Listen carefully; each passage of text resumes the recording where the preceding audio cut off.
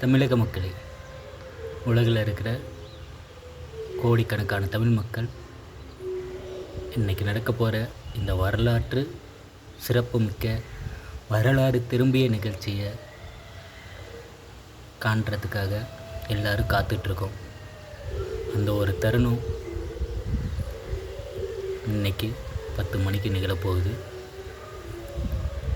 இவ்வளோ ஒரு உழைப்பு இருந்தால் இத்தனை வருடங்களுக்கு முன்னாடி ஒரு குறிக்கோள் வச்சு இந்த இடத்த அடையணும் அப்படின்னு பார்த்து வேலை செஞ்சு தன்னோட ரசிகர்களையும் அதுக்கு தயார்படுத்தி மக்களுக்கு நல்லது செய்கிறதுலேருந்து மக்கள் இயக்கமாக மாற்றி 2024 கட்சியாக தொடங்கி இப்போ இந்த இடத்துக்கு வந்திருக்காரு. சாதாரணமாக வரல.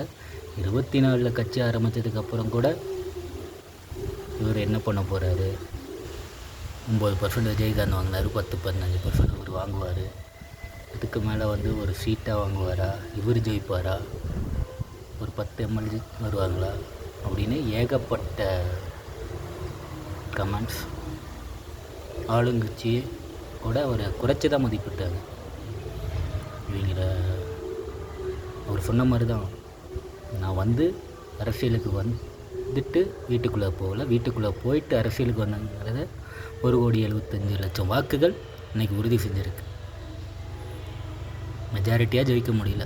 ஜெயிச்சிருந்தால் இன்னும் நல்லா இருந்திருக்கும். ஆனால் இது மெஜாரிட்டியாக ஜெயிக்காத கூட ஒரு பாடமாக தான் இருக்குது. மெஜாரிட்டியாக ஜெயிச்சிருந்தா கூட பிஜேபியோட ஆள்னு முத்திரை குத்திருப்பாங்க.